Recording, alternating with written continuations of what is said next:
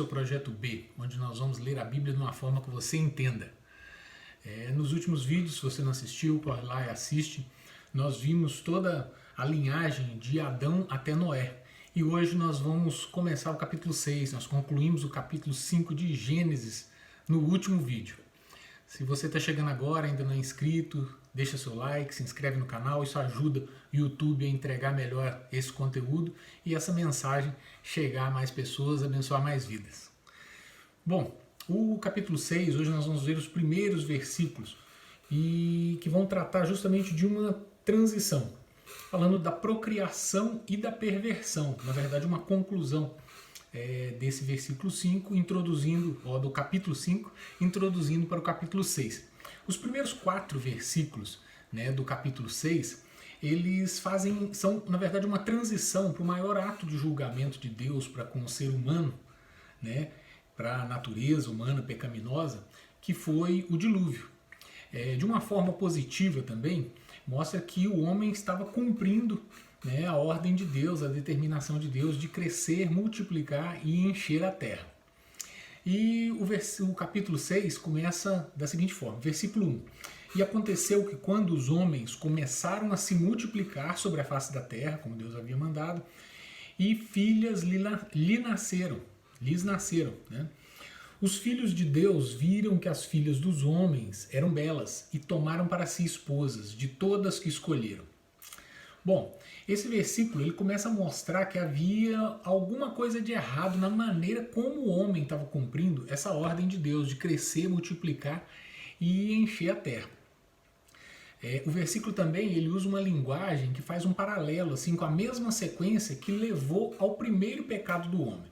Primeiro, os filhos de Deus, como diz aqui o versículo que acabamos de ler, em primeiro lugar, eles viram alguma coisa que lhe pareciam ser boa. Lembra lá no Éden, Viram a árvore, o fruto, parecia ser bom.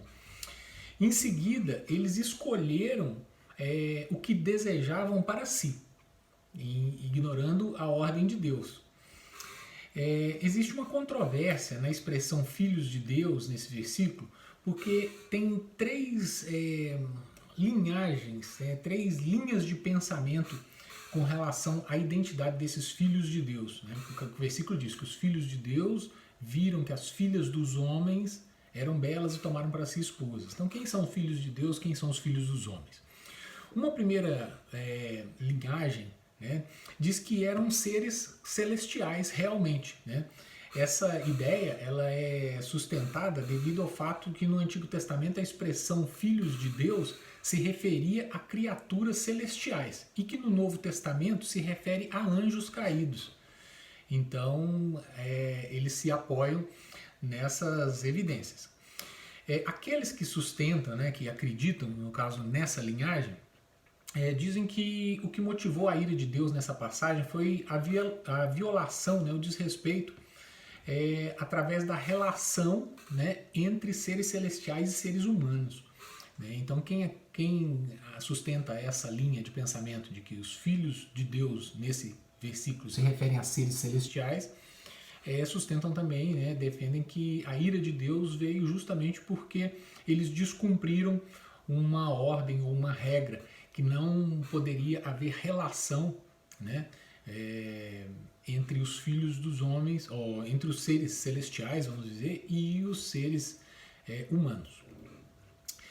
E contrariando Gênesis 2:24, que diz que o homem deveria deixar pai e mãe e se unir a uma mulher, tornando os dois uma só carne. Contra essa posição, essa posição que alguns sustentam, existe o fato de que Jesus mencionou que anjos não se casam. Está lá em Mateus 22:30. E que Paulo também usou a expressão filhos de Deus para se referir a um povo piedoso e não a anjos. Então há bastante controvérsia aí nessa linhagem. Outra linhagem de pensamento defende que esses filhos de Deus mencionados aqui seriam homens com uma posição social elevada. E para apoiar essa ideia é o fato de que a palavra hebraica para Deus é comumente associada a homens de muito poder, vamos dizer assim.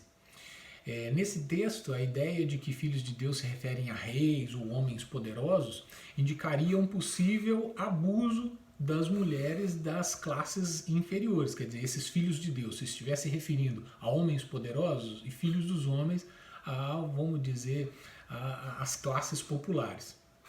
Então, o texto iria sugerir isso, né? Um certo abuso desses homens poderosos com relação a essas mulheres das classes mais baixas e menos privilegiadas. E a terceira linha de pensamento, né, para descrever ou para explicar o que significaria então esses filhos de Deus no texto, é a posição mais aceita entre os cristãos evangélicos, de que os filhos de Deus seriam homens piedosos da linhagem de Sete e filhos dos homens seriam da descendência de Caim. O versículo 3, então, vai continuar dizendo o seguinte: E o Senhor disse, meu espírito não contenderá para sempre com o homem, pois ele também é carne, porém seus dias serão 120 anos. Esse versículo também é bastante controverso e polêmico, né? Até hoje, porque a tradução encontrada aqui como contenderá, ela possui variações que vão desde residirá com, né? Habitará com, e permanecerá em, estarei nele. Então muda o significado somente com vamos falar assim, as várias traduções que existem para esse termo que é dito aí, né? Então a questão do contenderá, ele pode significar habitar com ou pode significar estar em. Então isso aí já é o suficiente para dar bastante controvérsia. Também há divergências, né, de pensamentos com relação a essa menção de 120 anos, que poderia ser Deus, de certa forma, encurtando o período de vida, né, do homem, porque nós vimos até aqui homens vivendo 500, 900, 800, 700, 200 anos. Né? Então, uma linhagem seria pensar que os dias dos homens serão 120 anos, quer dizer, como se Deus estivesse encurtando a vida média do ser humano. E a outra linha de pensamento também é que Deus estava se referindo que os dias dos homens serão 120 anos, porque a partir dali, exatamente 120 anos, veio o dilúvio. Então seria, como diz, o fim da humanidade até então conhecida. Bom, versículo 4 de Gênesis 6 aí continua dizendo o seguinte: havia gigantes na terra naqueles dias, e também depois disso. Quando os filhos de Deus entraram às filhas dos homens e elas lhe geraram filhos, estes se tornaram homens poderosos que eram na antiguidade, homens de renome. E Deus viu que a maldade do homem era grande na terra, e que toda a imaginação dos pensamentos do seu coração era apenas vil continuamente. Então Deus é o único que tem poder tanto para observar as ações externas, como também os pensamentos, as intenções internas. Né? Analisar as emoções, conhecer o homem por dentro, conhecer o coração. Aqui Deus viu que aquilo que era visível, né, a maldade do homem, né, aquilo que estava sendo feito, era grande, mas que também aquilo que estava no coração, aquilo que estava por dentro do homem, que toda a imaginação dos pensamentos, do coração, também era uma coisa apenas vil continuamente. Então não havia nada de bom. E continua o versículo 6. E arrependeu-se o Senhor de haver feito o homem na terra, e isso o afligia em seu coração. Bom, pela primeira vez na Bíblia, Deus se arrependeu de ter feito alguma coisa. Entretanto, né, o arrependimento de Deus, ele não é fruto de um erro que Deus tenha cometido. Deus não erra. Então, poxa, como que Deus se arrepende? Vamos falar, Deus se arrependeu de ter criado o homem. Quer dizer que Deus errou ao criar o homem? Não.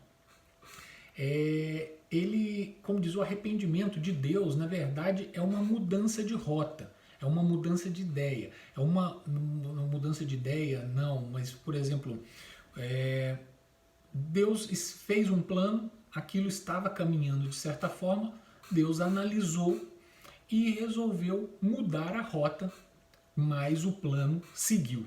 Eu espero que tenha dado para entender.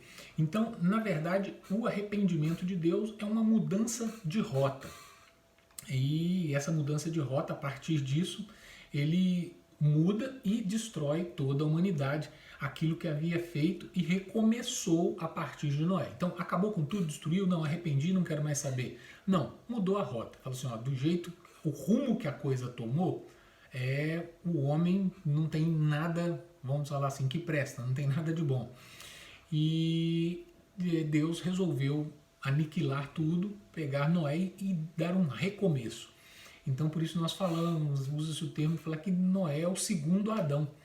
Né? A partir de Noé, tudo recomeçou.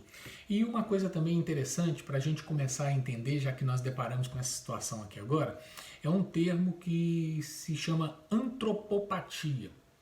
Então, antropo é de homem, né? De ser humano, e patia de sentimento. Então, quer dizer, sentimento humano. Então, quando fala na Bíblia, nós vamos ver, Deus se arrependeu, Deus se irou. Esses sentimentos na verdade, uma maneira de nós entendermos mais ou menos o que Deus está fazendo, ou entendermos um pouco a Deus. Não que ele tenha raiva assim como nós temos raiva, não que ele se arrependa assim como nós nos arrependemos, mas seria talvez inalcançável para a nossa mente entender isso em Deus. Então, atribui-se sentimentos humanos a Deus de forma que nós possamos entender, né, o que está se passando. Vamos dizer, é uma forma de explicar para nós, pegando sentimentos nossos e atribuindo a Deus. Não que seja exatamente, né, dessa forma que Deus sente. Então, isso só confirma que Deus nos criou livres. Por quê? Deus criou e ele não ficou controlando ali como se fosse um videogame. Ele criou e o homem foi livre para tomar as suas decisões, as suas escolhas.